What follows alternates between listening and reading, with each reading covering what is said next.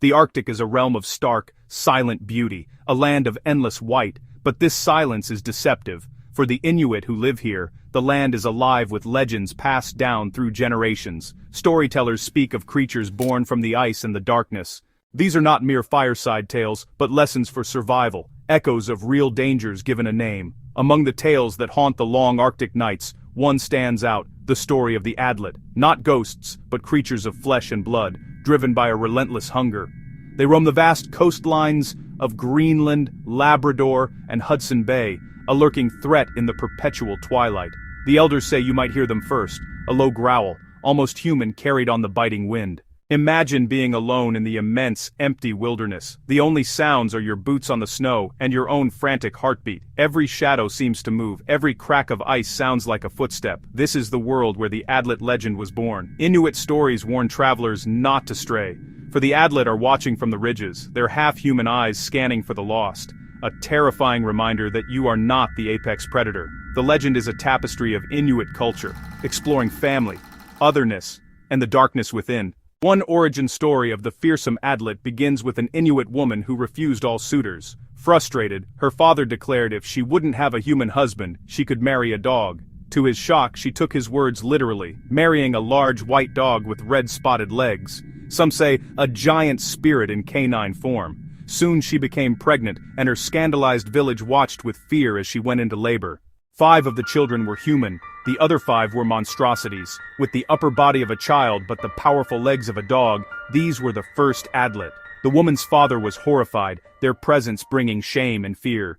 He had to provide for his daughter, her dog husband, and their 10 hungry offspring, but the burden was immense, the shame greater. Whispers and stares from the village became a constant weight. One day, his resentment boiled over. Instead of meat, he filled the bags with heavy stones and hung them around the dog's neck.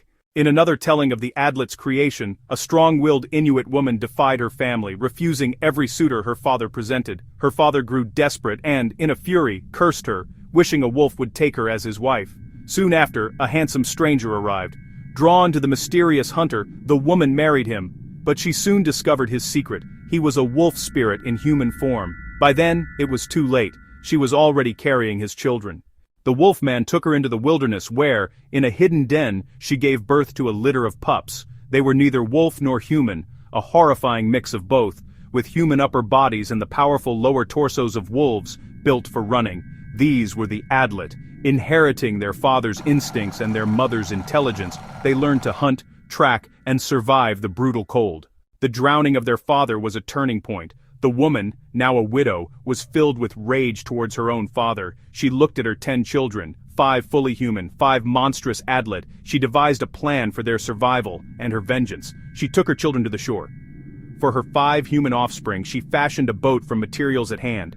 She pushed them out into the open sea, telling them to sail far away to a new land. The legend says these children drifted across the Atlantic, eventually landing on the shores of Europe. For her 5 Adlet children, creatures of the land, she had a different plan. She placed them inside an old sealskin boot, a kamik, a makeshift vessel signifying their outcast status. She pushed the boot boat into the water, sending them inland across the frozen tundra. But before they left, she gave them a final, chilling command: to hunt and feed upon humans. She commanded them to kill their grandfather, the man who had murdered their father. The children were then scattered to the winds. The human children were sent across the ocean to become a different people, but the Adlet were unleashed upon their own homeland. They became a plague upon humanity, a manifestation of their mother's grief and rage. A race of relentless hunters, they were the terror that lurked just beyond the firelight, driven by a dying wish for revenge.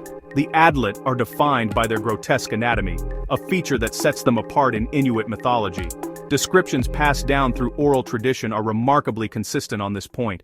The Adlet are said to have the upper body of a human from the waist up. This human half is what makes them so unsettling. They possess human-like intelligence and hands capable of grasping tools or victims. From the waist down, they are entirely canine, with the lower body of a large dog or wolf. The Adlet have powerful, fur-covered legs built for speed, allowing them to run tirelessly across the frozen Arctic. Their gait is swift and loping, more animal than human. This hybrid form is the source of their power, possessing the cunning of a man and the savage instincts of a beast.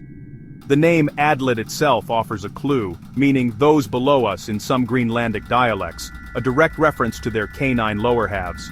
While some picture a creature on two legs, most accounts say they run on all fours using their human arms for balance.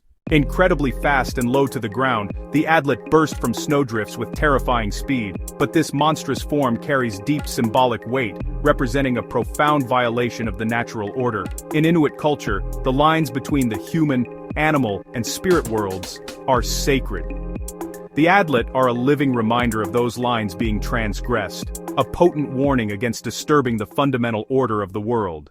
The Adlet's behavior is terrifyingly predictable, defined by one singular drive, a voracious hunger for human flesh. They are not spirits, but physical predators, and humans are their chosen prey. Legends say they are cannibals, specifically targeting Inuit people. Possessing the stamina of a wolf and the cunning of a human, they relentlessly track a lone hunter for days, waiting for the perfect moment to strike. Stories describe them attacking with overwhelming force, closing distances in seconds. They run on powerful canine legs, using human hands to grapple victims while animal-like jaws do the gruesome work. Incredibly strong, they overpower a grown man with ease, driven by a savage hunger that eclipses all other instincts.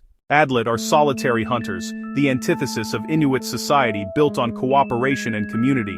They represent violent solitude, outsiders bound to killing. These stories served as a vital warning against the dangers of the Arctic, getting lost or caught in a storm.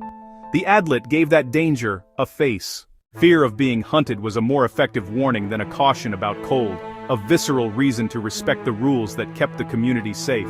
When outsiders hear tales of the Adlet, they often think of werewolves, but the Adlet is distinct, born a permanent hybrid of man and dog, a creature feared for its predatory nature. This comparison obscures the Adlet's unique identity, resting on a misunderstanding of both legends. The classic European werewolf is a human cursed to transform, often unwillingly. The tragedy is this duality, a human consciousness trapped in a monstrous form. The Adlet, by contrast, are not transformers. They are born as they are and remain so for life. Their state is permanent. An Adlet is always an Adlet.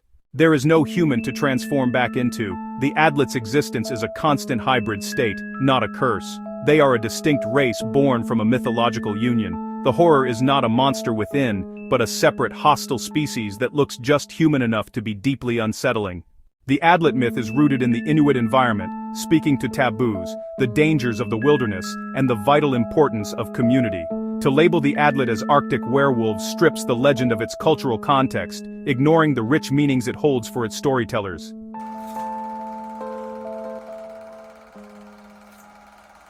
Another creature sometimes mistakenly conflated with the Adlet is the Wendigo. This confusion arises from lumping together distinct legends from vastly different cultures.